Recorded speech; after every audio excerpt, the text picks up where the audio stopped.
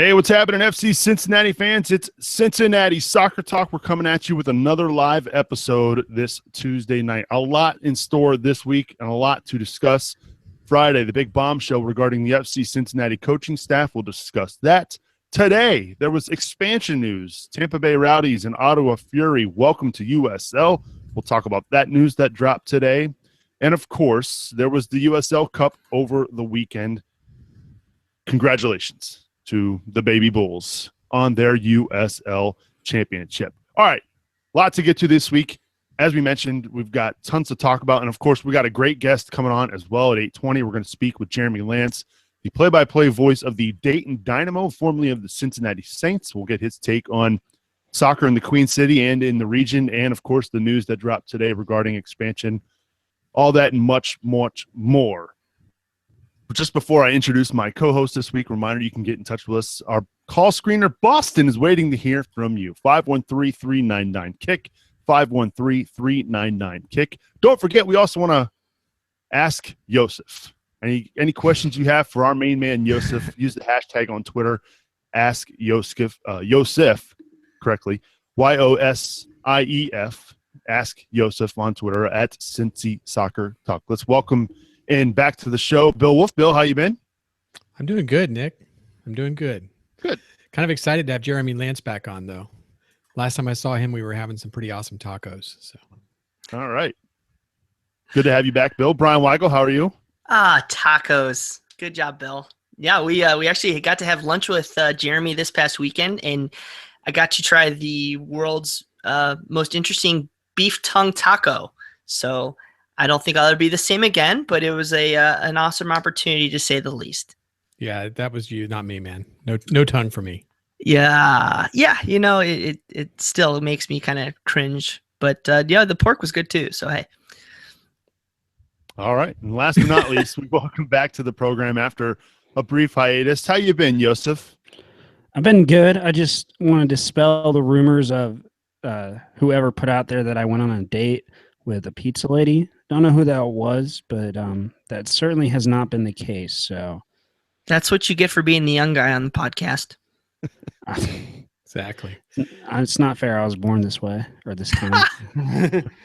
Beef tongue pizza, right? Well, yeah. Oh, gross. Well, we're glad to have you back, Yosef. I'm looking forward to ask Yosef a little bit later on in the program.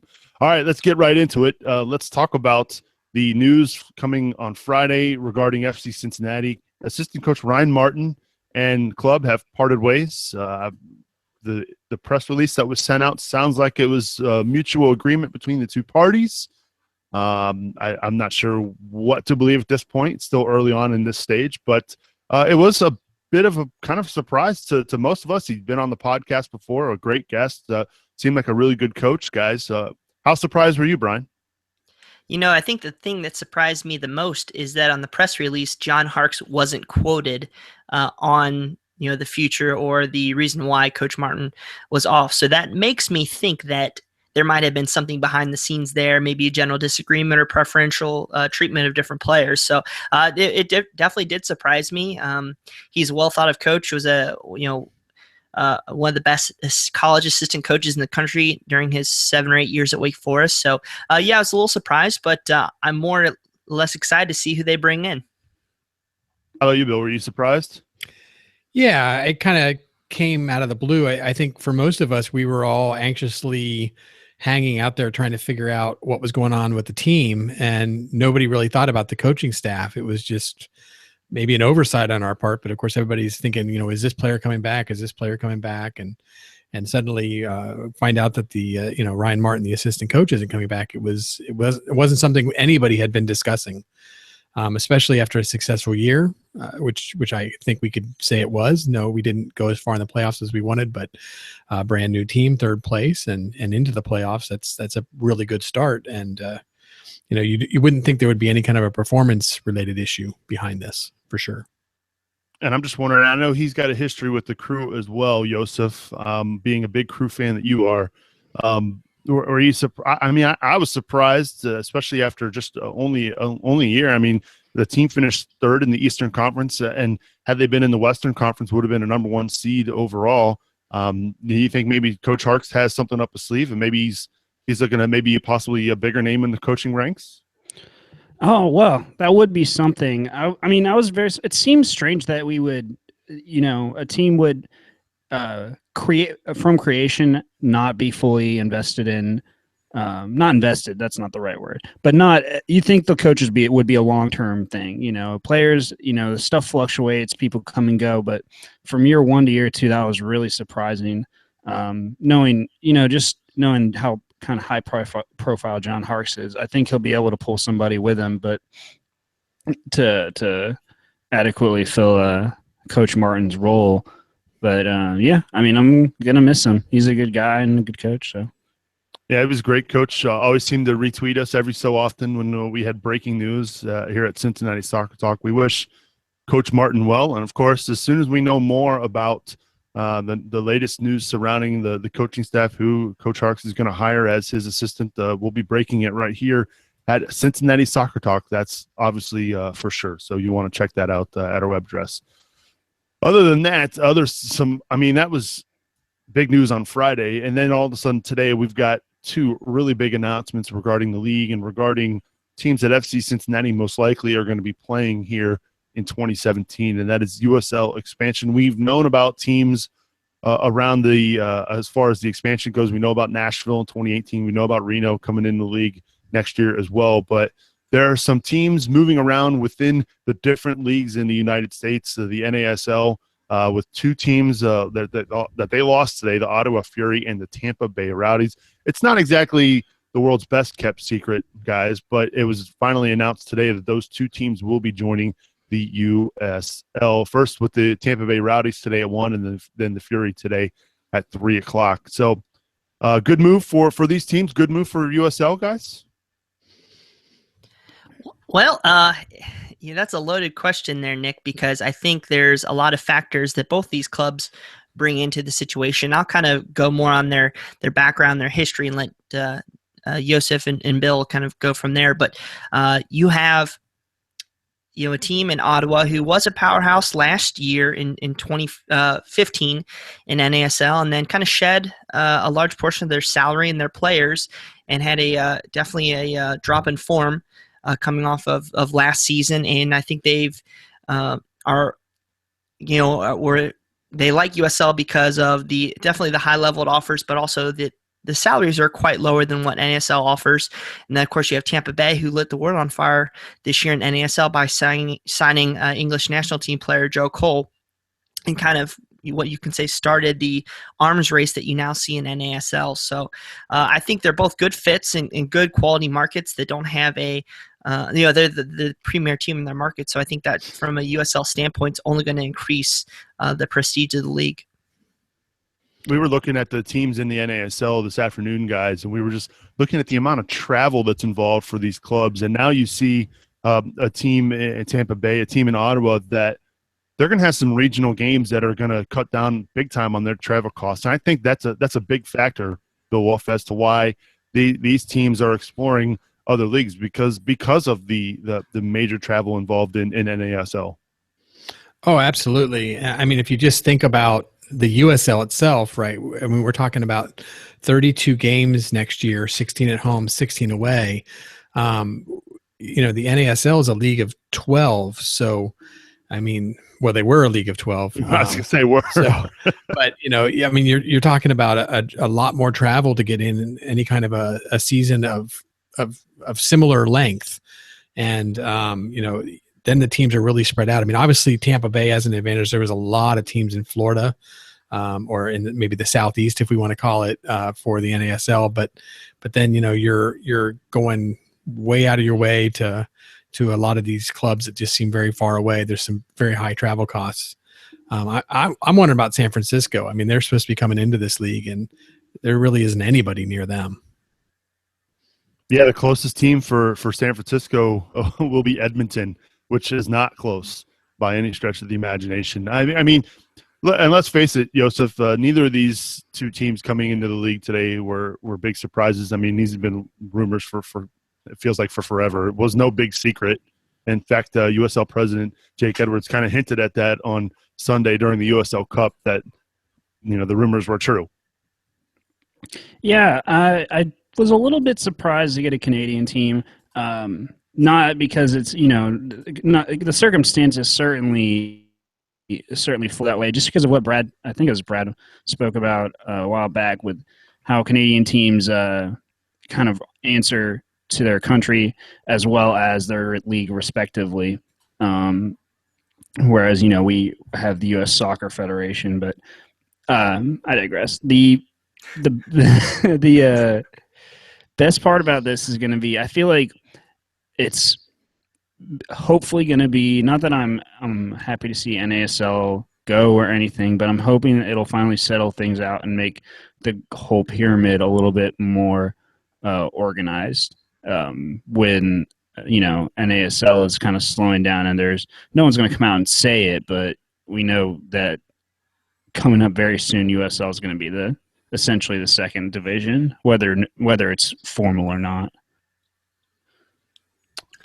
Yeah, I mean, there's all kinds of stuff to discuss when it comes to USL expansion. We're going to be joined by Dayton Dynamo play-by-play voice Jeremy Lance here in just a moment to get his thoughts on USL expansion, get his thoughts on soccer in the Queen City, FC Cincinnati, and of course the Dayton Dynamo. I mean, that was a big story there as well. Speaking of the Devil, we've got Jeremy Lance joining us now via Google Hangout. Jeremy, how's it going, man?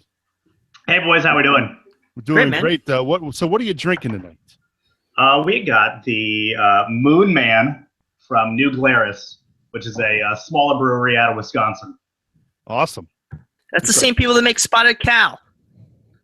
Yes. Yeah, that's a wonderful beer. I have some of those too. Oh, I love those. I'm just drinking Crystal Light out of a Bengals cup, so I'm nowhere close to your level tonight, Jeremy. That's pretty swank too. I don't know. Well, thanks again for joining us here on Cincinnati Soccer Talk. Congratulations on your first year with the Dayton Dynamo. Just give us your thoughts overall on that experience in year one. Yeah, Oh, you lost. There you go. You're back. Yeah, you cut out for a second, but we got you back. Thought maybe you muted yourself. I don't think I did. Yeah. So first year, kind of like FC Cincinnati, we had a short off season because we're building an entire club. So the normal things you would do in an off season, finding players, having tryouts, tweaking, just kind of operational things. Going into year one, you don't really have that. You're kind of going in blind a bit. I mean, we had somewhat of an idea what we wanted to do based on our 2 years in Cincinnati in the NPSL as the Saints. So it was a lot of work. We got it done. I mean, the offseason, we were supposed to have jerseys for sale. We wanted to have them by Christmas. We ended up not having them out till I think February. Barely got them in time. We literally played our first preseason scrimmage without them because they were just so much. It was back order and everything. So, that's things that happened that first season. That this season we're excited that we don't have to deal with. As far as like the actual season itself, I think it went well. We had a really good response from the Dayton community. Being able to bring them something that is a bit of nostalgia, something that they haven't had in 20 years. The Dayton Dynamo last played in 95, and then it moved and became the Cincinnati Silverbacks. So, we were bringing them back over from Cincinnati back to Dayton. But it went well. I think overall, we had some on-field was a struggle. We finished bottom of the league. We had to make a coaching change. I think 4 matches in, make a coaching change.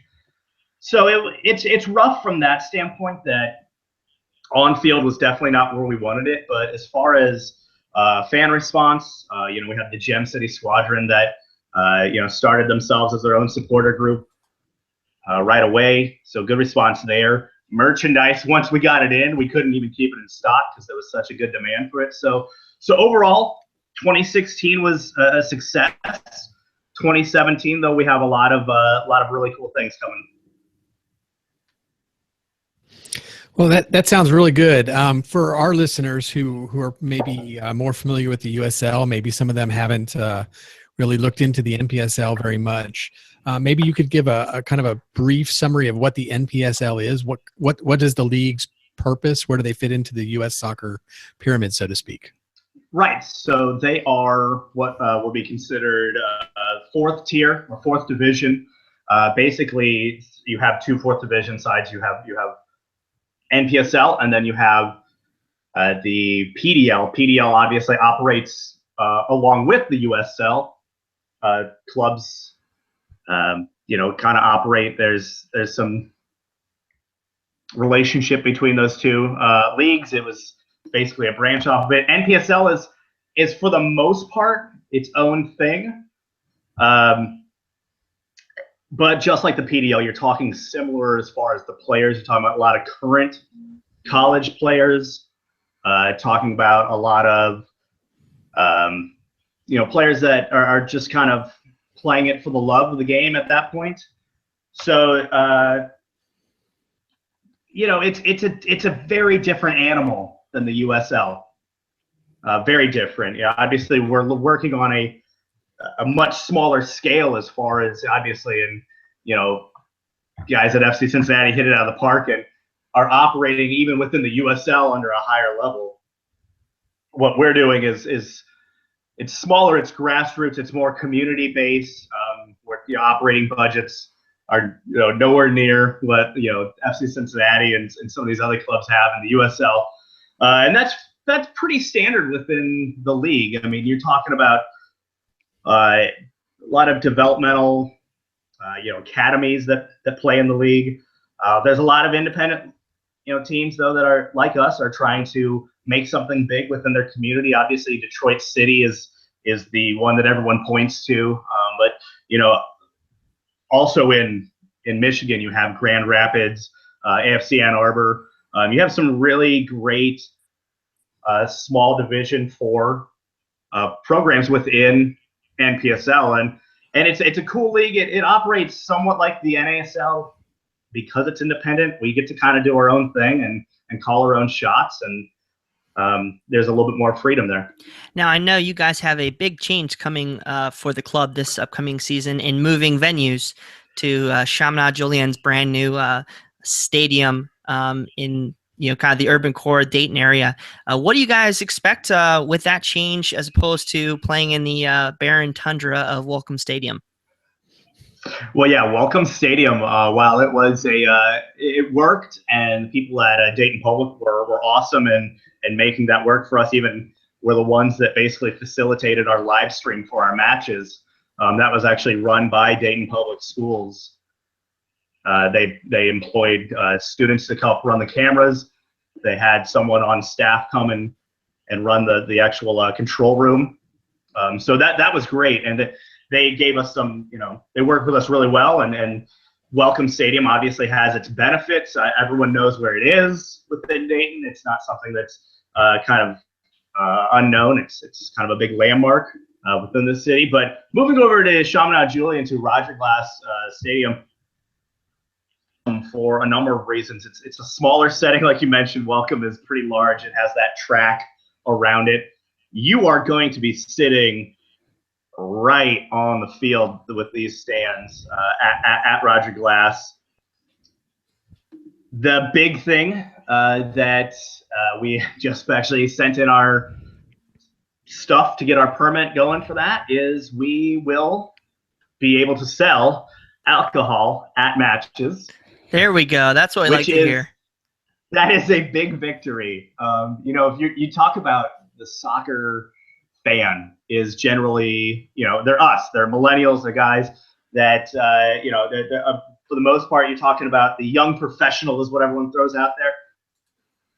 Friday night on a Saturday night, a young professional kind of would like to go somewhere where they can have a drink and have fun. So obviously that was something that we were missing at Welcome. We're going to be able to offer that now, and that'll actually be integral while we're moving away from UD. It'll actually probably help us get more UD students to show up to our matches. I know that was a big deal up in Toledo as well. They had to switch venues at the last moment and could not sell alcohol this year. And I think they knew that was a big deal. And I know they're still working out those kinks up here for Toledo and not United as well. Yeah, I mean it's big in two aspects. It obviously it brings people to the stadium, but also I mean, beer is a pretty good revenue generator. And when you're a club that you don't have a TV deal, you're not being able to use some of the revenue avenues that bigger leagues and bigger teams will be able to do. You kind of have to go with whatever you can get, and to be able to sell that is huge for us, and it's really going to help us in the future. Now, tell us, a little bit more about the on-field product. I know you had a former Champions League player in Kebe this past season. Can you give us a little insight to how that developed? I know that's just an interesting story for non-Dayton fans to hear. So, as I've been told from our coaching staff and our owner, it's essentially his wife contacted. I think it was either Coach Grice or Mackenzie Long, our general manager, contacted them with like, "Hey, my husband, he wants to play. Here's his information." And we're kind of like, I mean, you talk to DJ, talk to anyone that works for a soccer club, you get these emails, these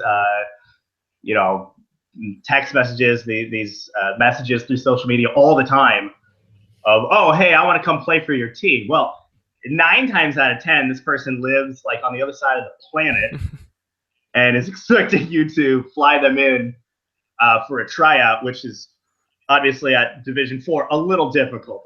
We don't have that kind of cash flowing. So you get these all the time. People want to come play, and some of it's that, some of it's people within the area that just don't understand that while we are 4th division, single A level, whatever you want to call it, the level of play we're still talking about, for the most part, the league is made up of D1 soccer players and former D1 soccer players. It's a high level that I don't think everyone understands. So they think, "Oh, I played in high school, I was pretty good. I can do this, I can hack."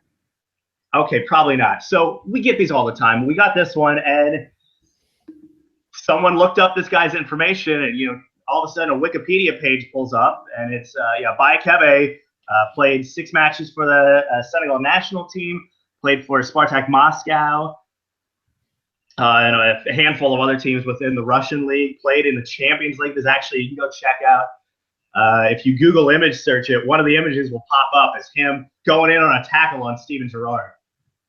Oh, wow. In a Champions League match. So that's we're like, okay, all right. And he's 37, and we never had to sub him out. Wow. He played 90 minutes every time we put him in. And he still has, obviously he doesn't have the pace, but his touch, the touch he has on the ball, I'm telling you, it is some next level stuff. I think half the guys in MLS can't even do it. Is he coming back? I haven't heard yet. I don't know if the coaches haven't even, I think, met yet for the season. This is kind of our, we finished so much earlier than you guys. We're kind of in our dead period. We'll kind of get ramped up here next month in November is when we start kind of ramping up all our preseason stuff. So I don't know yet, but we'd love to have him back. I'm sure even at 38, he would be still putting on a clinic there. So Jeremy, take us back.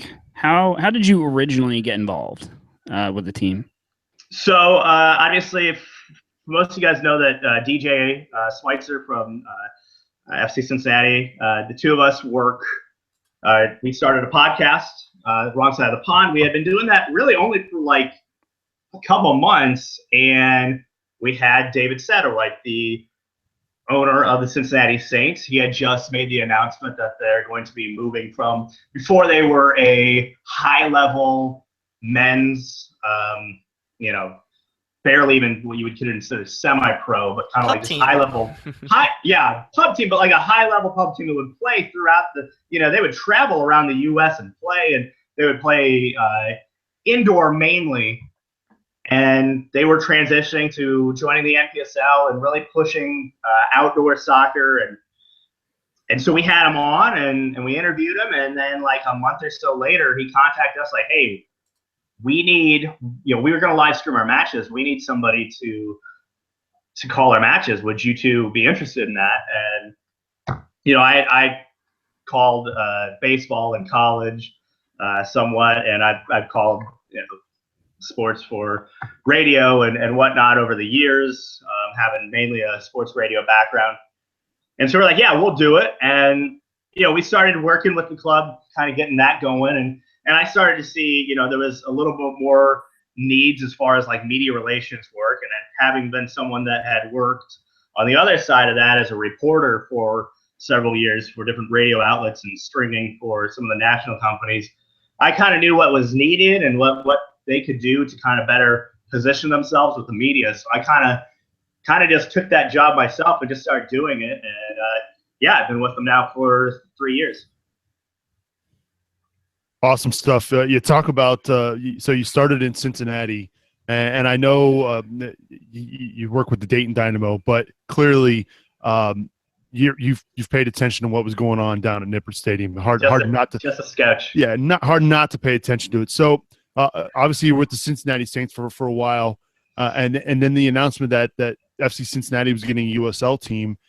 What was your initial thoughts? Were you thinking that this was Cincinnati's attempt at another soccer team when historically they have not done well from a soccer perspective? And then as you watch the season progress, like how much did your attitude, did it change at all? Were you surprised?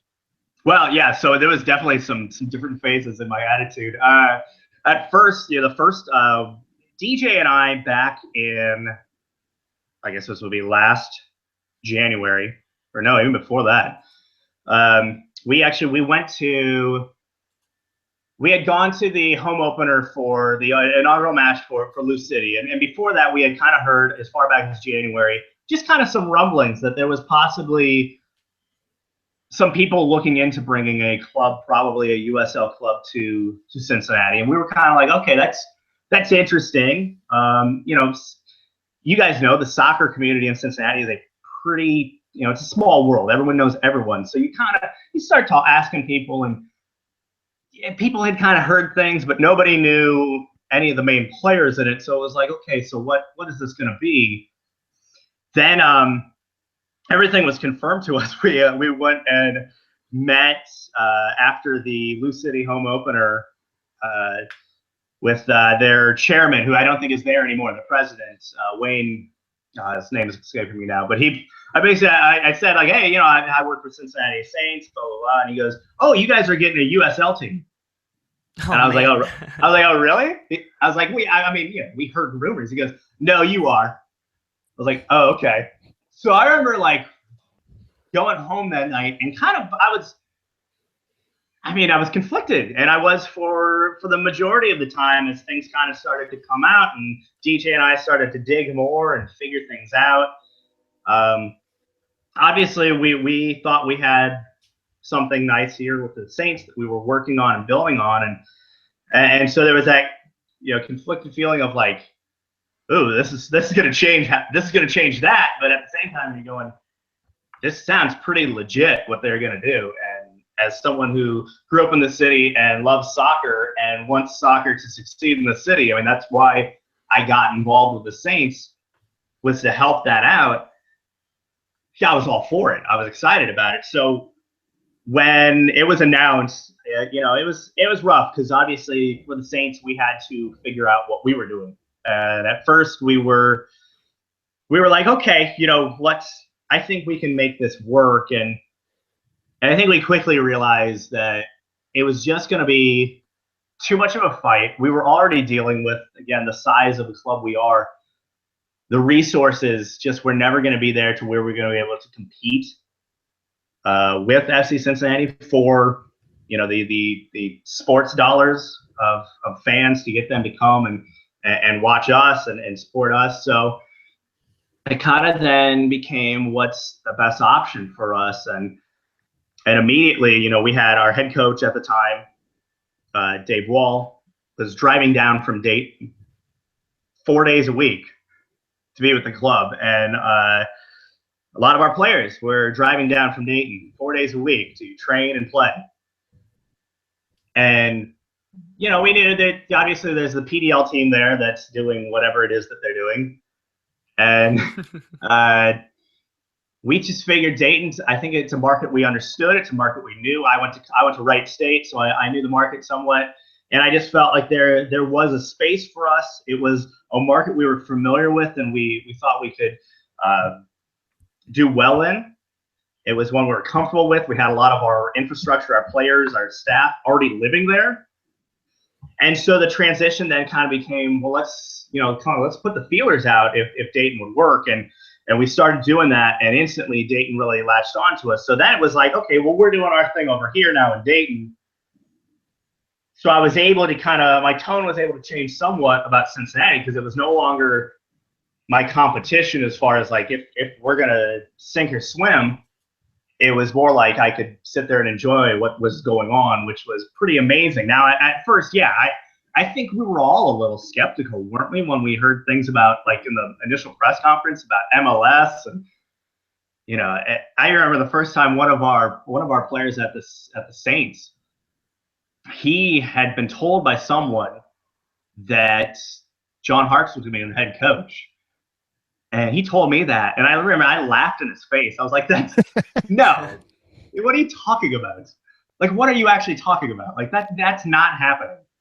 And I think that's been kind of the attitude a lot of us, in the soccer area had, of like, this sounds too good to be true. They can't actually do this. And then they do, and you're like, holy crap.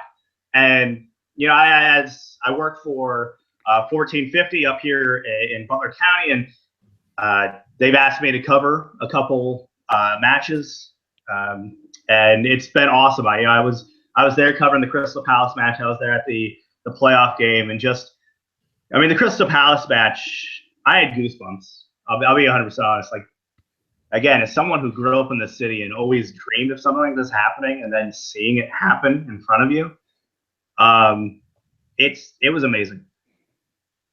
Yeah, it was a tremendous year, and USL as a whole just continues to expand and blow up, Jeremy. In fact, today, the announcement that 2 NASL teams from the tier above USL dropping down to join the Tampa Bay Rowdies and the Ottawa Fury. Obviously, it wasn't something we were surprised. I mean, that's been a rumor that's been around for forever, but finally confirmed today. And obviously, there's more expansion news swirling around other regions as well. But yeah, what do you make of the USL and the moves today, and how big they're getting? If I'm an NASL club, I'm kind of trying to figure out what's going to happen from now on, because you're talking about a league that was already kind of it had a rough year as far as attendance was down.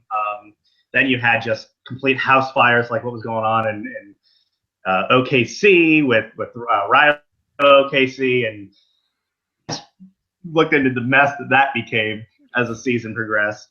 And then Fort Lauderdale's, not even, they're bouncing checks all over town. It was rough. And then on top of that, to crescendo with Rowdy's leaving, Ottawa's leaving. Obviously, we already know that, Minnesota's, they got the call up to the big show, so they're leaving. And then I think it's a foregone conclusion that OKC is probably done after this year. I mean, everything points to that. They had their minority owner stealing part of the turf that he bought himself because he didn't want to lose it when the team folded. So, that I would say those are pretty good signs that that's happening. So then you have a league that, okay, so they're going to add in San Francisco. So then you're left with 9 teams.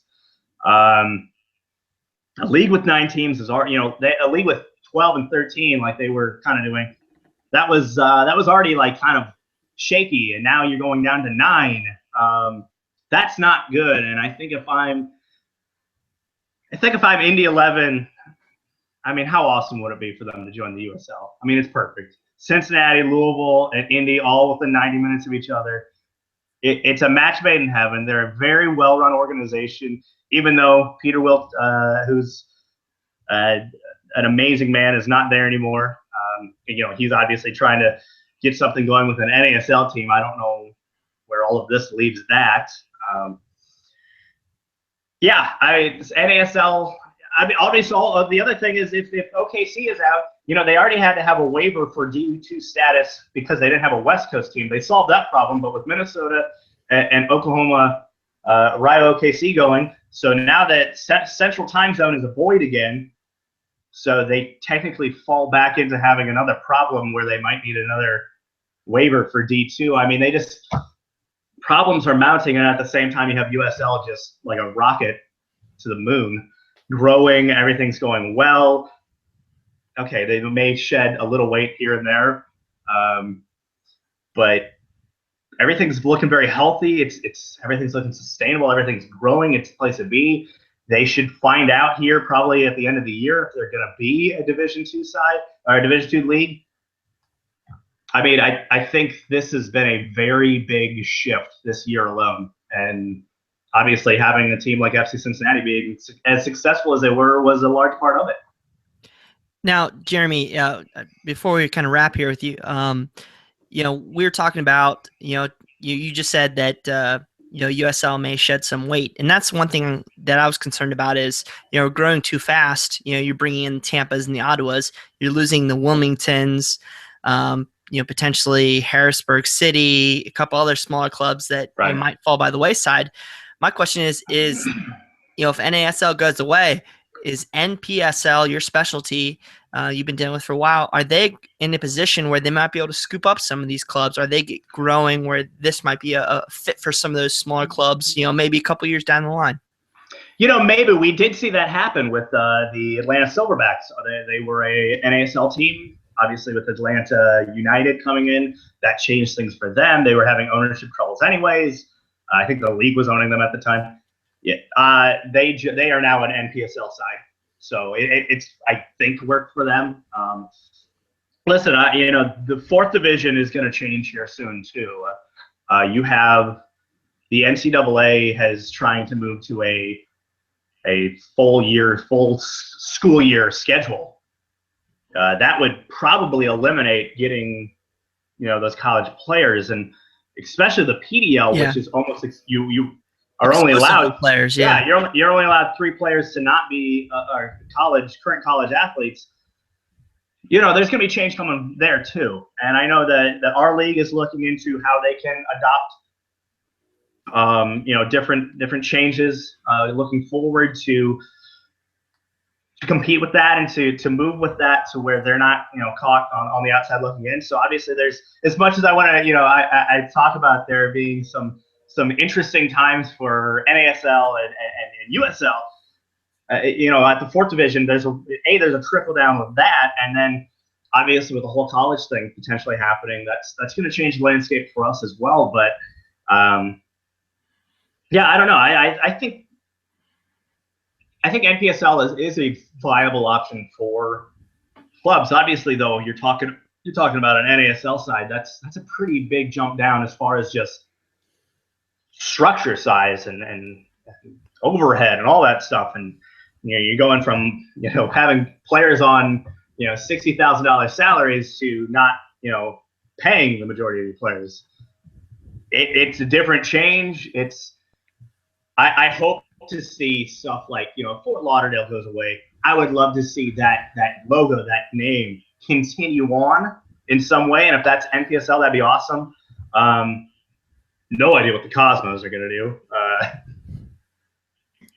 Probably see themselves a little too big for NPSL. They're actually their U23 or their reserve side or whatever actually plays in NPSL now. And they do quite good too. So yeah, they do really well. Awesome. Well, thanks, man. Yeah, thanks, Jeremy, for stopping by. Folks want to follow you on the social media or your other podcast, Wrong Side of the Pond. Where can they find you, man? So I'm just at Jeremy Lance. I got in early, so I just got my name. And then at Wrong Side of the Pond, we actually had an episode. I believe it should be up like right now. It should be coming out today. So we got that, and that's at Wrong Side of Pond on Twitter if you want to follow that. So DJ and I do a podcast every week where we talk about. We talk about the Premier League a lot, Champions League, U.S. men's national team, but we do like to talk a lot of domestic, and especially obviously since he's a paycheck from the guys, we do talk about FC Cincinnati when we can. Well, we appreciate you stopping by. I found out on Friday that I lived so close to Jeremy, I could hit a golf ball to his house. Yeah, you probably with like a 7-iron would have done it. Had no clue. And our moms are friends. This was all a revelation that I had too. I was like, okay. Small world. So yeah, we grew up in the same neighborhood, like 1 block away from each other. Well, we'll have to do this more often, man. Thanks for taking the time to be with us, and best of luck the next spring when Dayton kicks off, man. Yeah, man. We'll hope to have you guys up there. Yeah, hopefully you come back down for a scrimmage again too. Yeah. We'll try to maybe mind our P's and Q's this time. Good stuff, Jeremy. Appreciate the time, man. All right, guys. That's Jeremy Lance of the Dayton Dynamo joining us here on Cincinnati Soccer Talk. Really appreciate his thoughts and insight on USL expansion, as well as everything that's gone down up north there with the Dynamo. Congratulations to them on a great first year as well. Let's get back to USL expansion. The phone line is open, 513-399-KICK. 513-399-KICK. We got to make sure someone should call just to make sure Boston is still awake. Back at the Brazil household. Again, 513-399-KICK. Before we get into more USL expansion talk, maybe we should introduce our newest segment. It's called Ask Yosef. I was like, yeah. All right, Yosef, are you ready? Yeah. That mom's awesome. All right, so we got this question from Brad Weigel. He says, Cubs or Indians? God. I really, really don't want either of them to win, but definitely if I had to pick one, it'd be the Indians because we never have to see them. So I guess by default, I'll root for them. All right, this one from Jared Handra. He says, Andy Carroll or Andy Carroll? The only answer I have to that is Jared's really lucky I don't know where he lives. So, all right. This one from Brian Malone. Does Yosef like the Rowdies fight song, or does he love it? That fight song has been stuck in my head for like the majority of the show. I'm really thankful that Jeremy got on and actually made me. There you go. Just for you, Yosef. You like that? Oh, man. No comment? If someone wanted to torture me, they could play that on loop, I think. That's a good song, man. Come on now. It's a good song, but it's just, oh, man. Didn't they play that at halftime? Yes. Yeah, awesome. Over and over. It was like on loop. Yeah, maybe that's why I'm having like a subconscious flashback to that. That's where that came from. Man, if we can get Rodney Marsh on the podcast, we got to play that as his introduction. So, hey. Oh, I love it. That was Ask Yosef. I was like, yeah. Make sure you send us your tweets with the hashtag Ask Yosef. And we'll guess what? We'll ask Yosef. Good stuff. That was a good first one. First good try. We'll do it again next week, of course, here on Cincinnati Soccer Talk. But let's talk a little bit more USL expansion, guys. I mean, it's just it was like today. I'll be the first to admit I work third shift, so it was nice to just kind of be awake and sitting behind my computer and watching Twitter all day, and the news just kept pouring in and pouring in. At one point, we thought FC Edmonton from NASL was going to be joining USL. That was quickly debunked. But then, it started at one with the Tampa Bay Rowdies, and then quickly thereafter with the Ottawa Fury. Ottawa, with their statement today, they were pretty adamant. They feel pretty confident that USL is going to be a Division II status by next season. That was a big factor on them moving to the league. That was kind of a surprise today. Well, I think that's something that we've talked about in the past. U.S. Soccer hasn't really ruled on it, and even U.S. Soccer came out saying that they expect a ruling by Christmas. So that should be pretty exciting for FC Cincinnati fans. Does it really mean anything? Not really. I mean, maybe there are going to be higher requirements for new ownership groups to come in. Of course, there's going to be probably higher salaries associated in the long term. And when you think about bringing in Tampa Bay, more so than Ottawa, but Tampa Bay has an extremely higher payroll than most USL clubs currently. USL doesn't have a salary cap, so when you can bring in a Yoko, Tommy Heineman, mix it with a couple other pretty quality veterans, I mean they should be competitive, I think, day one of USL. So, of course, you're going to have to look at that. USL ownership groups have been known for cooperation, the collective, versus where in NASL it's dog eat dog. When Tampa Bay brought Joe Cole in, Miami FC brought in 3 DP or not DPs, but higher level players. Indy had to go out and spend money for their players. So did Carolina, and so on and so forth. So it could be really interesting to see if that that trends into USL this year. I think if that happened, I mean, we'd be poised to take advantage of it. But like you said, I don't know if that'll. I feel like growing this league to such a large amount of teams, there's going to be some solidarity that you alluded to as far as that. I don't think they're going to tell Tampa Bay to cut Joe Cole, but I don't think we'll see some fun signings, but I don't think anything too huge that would blow your mind. I mean, I can't. Maybe it's just another Joe Cole. Like, can you believe that? Well, Bill, we were kind of talking about it today. The fact that the NASL attendance figures at Tampa Bay and Ottawa were in the top half of that group. I mean, I know it was only 12 teams last year, but this is 2 of the more attended teams in the NASL. I mean, I'm not saying that they have had huge numbers, but they were pretty successful in regards to the league and where the rest of the team stood. Yeah, what I was seeing was, the number 1 team was Minnesota, who of course is now gone as well. 2 was Indy, and then 3 and 4 were Tampa Bay and Ottawa. So, looking at their top 4 drawing teams, they've lost 3 of them this year, which is definitely going to be a big impact on their numbers. We'll see what San Francisco does and what kind of draw they have and such. But reality is the NASL did draw on average more than the USL league did, but not by much. They were maybe 1,000 per game more than the USL.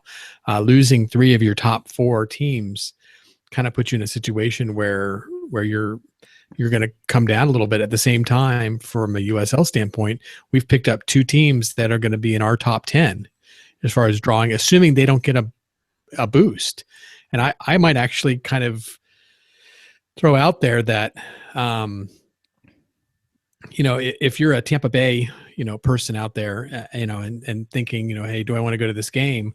Well, now that suddenly you're in a league with, 30, 31 teams versus 12, you've got teams like FC Cincinnati coming down there, and you've got some more local travel and such, and maybe some rivalries and such within the USL. I would think it would spur excitement a little bit. I mean, you're in the fastest growing league in the world versus maybe the fastest dying league in the world. Self-relegating. Yeah. Well, our crack researcher, Boston, with this stat, 9 of the top 10 non-MLS teams, as far as attendance goes, are now in the USL. So that tells you what you need to know. Miami FC, the only team in that list right now, they are obviously in NASL, but that's a big deal. Indy is not in the USL. The number 3. Yeah, you're right. Indy is in there. Miami FC. So there's two teams there. That again, still that's again, when it comes down to attendance and that Division II status that USL is trying to get. I mean, who knows what's going to happen with U.S. soccer? And Brian, we kind of talked about it today. I think U.S. soccer is trying to wait to see if NASL is just going to do it themselves and make the USL Division II by default because NASL is no longer around. Well, I don't know how many of our listeners have been into this whole debate, but in 2015, Bill Peterson threatened litigation against U.S. Soccer on different accounts with, the monopoly or governing body of sanctioning Division I, Division II, and Division III because they tried to build themselves as Division I. And in reality, they're only claim to be anything better than USL is on the competition front, because top to bottom in most organizations, not all, but most organizations, USL are run a little bit more efficiently, a little bit more professional. If you look at San Antonio, Cincinnati, Louisville, they're run better than Fort Lauderdale's averaging 800, 900 players. So, I don't think that U.S. Soccer will ever take away the second designation. I know Jeremy said something about a waiver. It just doesn't look good. But then again, does it look good having two Tier 2 teams or Tier 2 leagues? So that's why, personally, I'm still not sold that USL will be Division 2 this upcoming season. But in the future, I think it just when you have 40 teams or whatever it's building towards, I just think it makes a lot of sense that that's your quote unquote Tier 2 league. I just think, too, from an FC Cincinnati perspective now, you're adding two teams. I think you're going to get a lot of fans, especially if you get an early spring game scheduled down in Tampa. Doesn't that sound good right about now? I mean, I remember how cold it was for that home opener. Yeah. I'm going to make that trip to Tampa real quick. Yeah, you're not kidding. I mean, we got a house down there. Frontier flies pretty cheap, so let's do a big Cincinnati Soccer Talk road trip. Done. Just better not hope that they play there in July or August, because then, woo. So if you're listening if you're listening to us, USL, please remember this. Schedule us early. Thank you. I don't know if you guys saw our tweet earlier today. I want to go to Ottawa during what's like National or World Poutine Cup or whatever it is. So we got to do that. I love poutine. Kind of going back to what we're talking about here with NASL, I'm not rooting for NASL to go under. I mean, that's not what we want. We want all these clubs to succeed. We want Indy 11 in USL because they are a model club. We don't want them to have to, quote unquote, self-relegate, whatever Ted Westervelt or those people say. Teams like, this is where the difference between NASL and USL.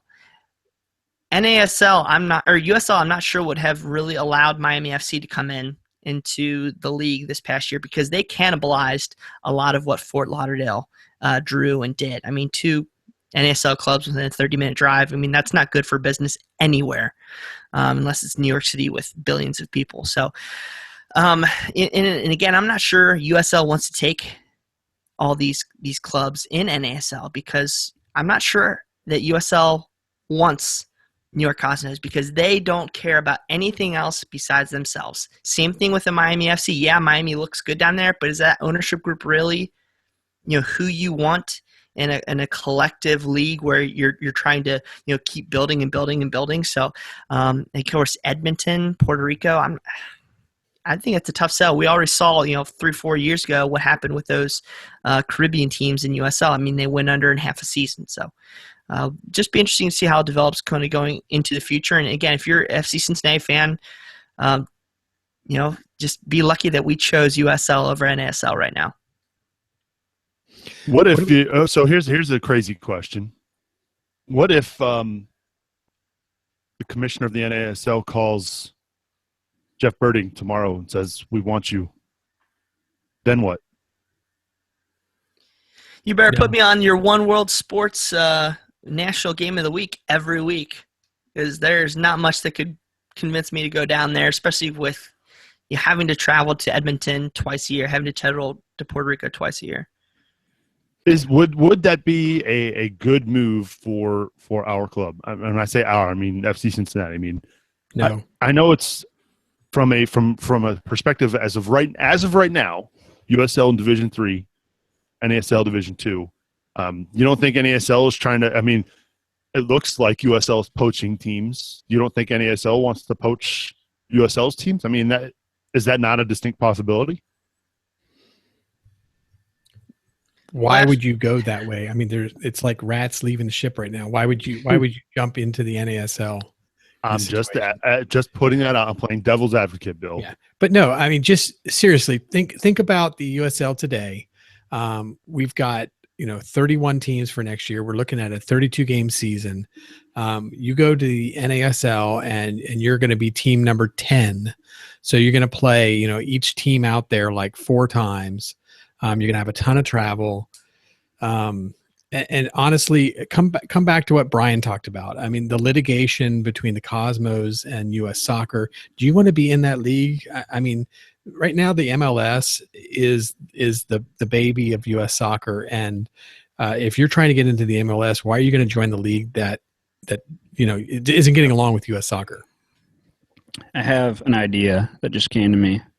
So NASL. I foresee it. FCC joins NASL. Slowly, the league shrinks until it's the Cosmos and FCC, right? You still with me? Then we play them 32 times. And then they just travel around the country like the Harlem Barnstorming. There you go. Washington Generals. Yeah. Oh, that's funny. That's the exposure. But that means we don't get any home games.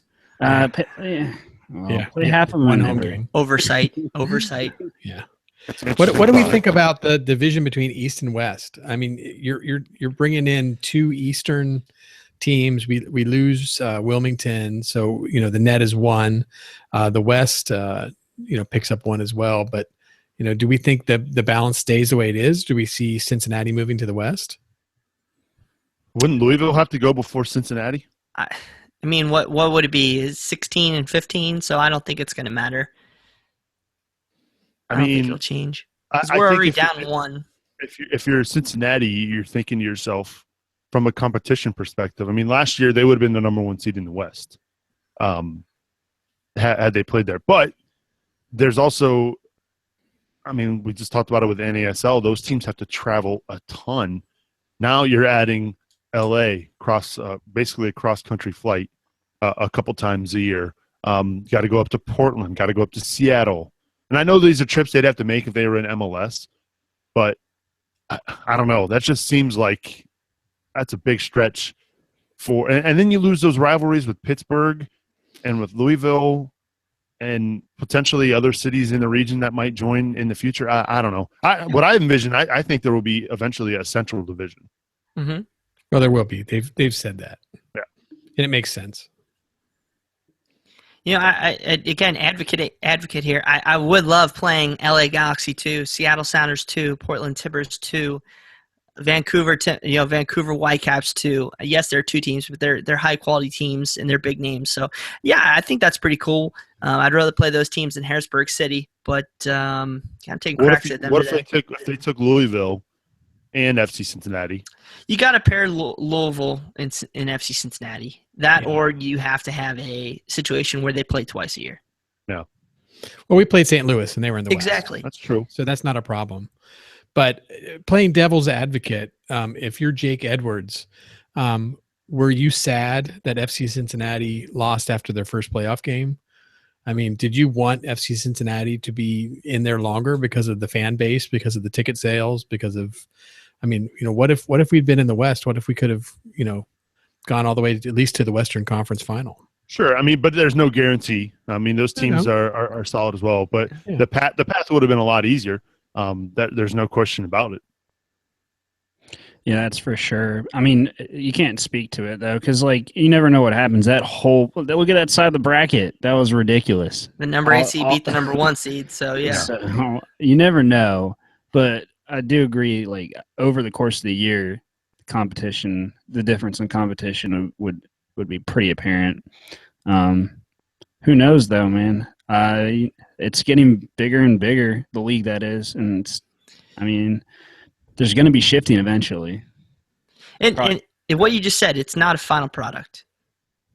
Nothing's final with all these guys out there, and it's only going to get better. Nobody loves seeing all those empty seats in New York this weekend, but it's going to get better. The growth, I said, I think, I had a debate today on Twitter. Somebody just like, oh no, I want the best, matches possible. I want the best teams playing the best, I don't care regional rivalries. Man, soccer's a regional game worldwide. Yep. And that's how this sport's going to grow in this country.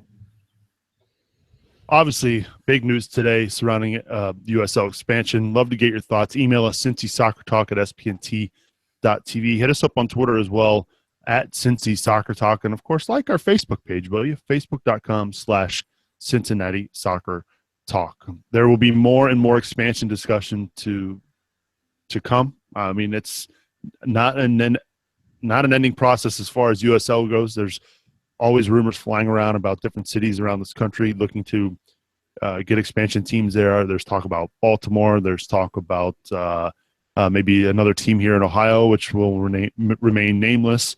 But still, I mean, it's a good sign that the USL is growing like it is, and they're getting good quality ownership groups behind these clubs to join the league, which is the more important thing, that they know that there's going to be the financial backing for these clubs. So we'll be talking about it more and more as the offseason progresses and more names come about. There's no question about that. Time to wrap up, though. Before we get out of here, final thoughts. Joseph Sagai. Good to be back. Missed it. Really excited that things are still moving for the team, even though it's nothing like the regular season. It's pretty cool to see things going up. And, you guys know where to look for the information coming out, especially gearing up for Garber.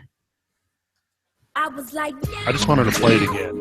Hashtag Ask Joseph. Make sure you send us your questions for Joseph next week.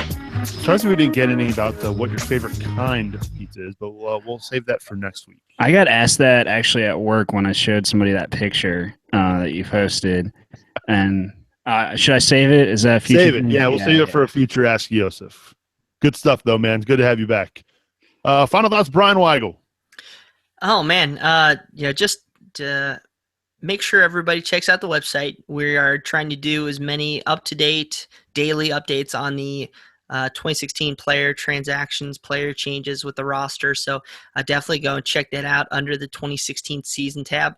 I'll also point out that, there's going to be a lot of news coming down the pipeline here shortly with this Don Garber visit. And just want to let you know, I can't go into too much detail, but Brad actually was contacted, part of Cincinnati Soccer Talk, to actually work with members of City Hall and Awesome. other members of the Cincinnati community in helping plan this. So I think if you're listening right now, you have to take some pride that your city is taking this seriously. I mean, this is a big deal.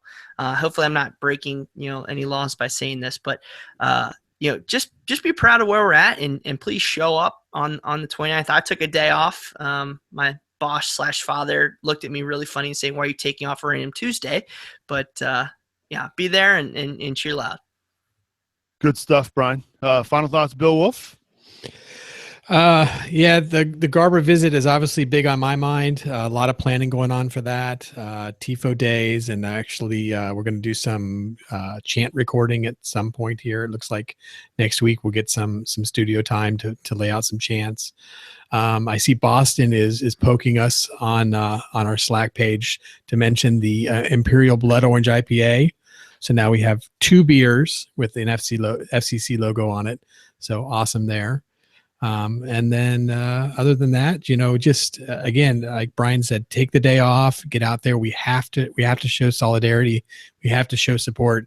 I think we all want MLS, and we're all kind of taking a little breath from the season being over, but it's time to get back and get that energy back and show Garber that this is a city that he needs to move up to the top of the list.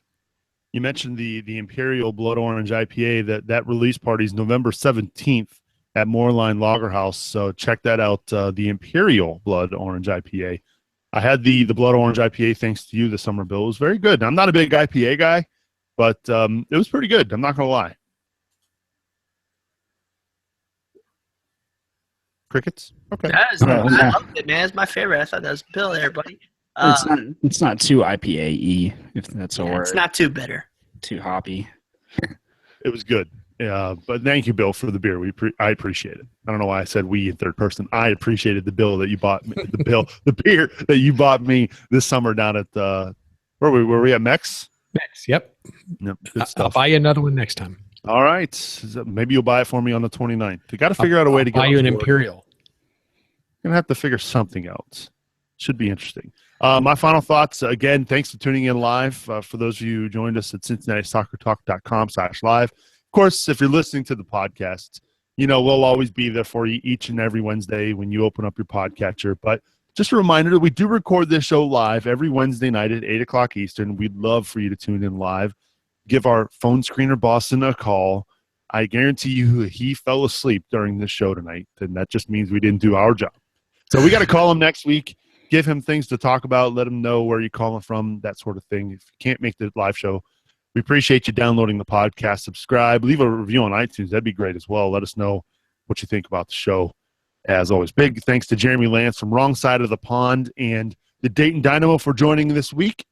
Cincinnati Soccer Talk is an SPNT production. For more information about our other podcasts, log on to spnt.tv. And, of course, check out the latest USL expansion news and notes over at CincinnatiSoccerTalk.com. So for Bill Wolf, Brian Weigel, you probably get that all the time. Oh, my God, you just did that. Brian Weigel, Holy Yosef's crap. the guy.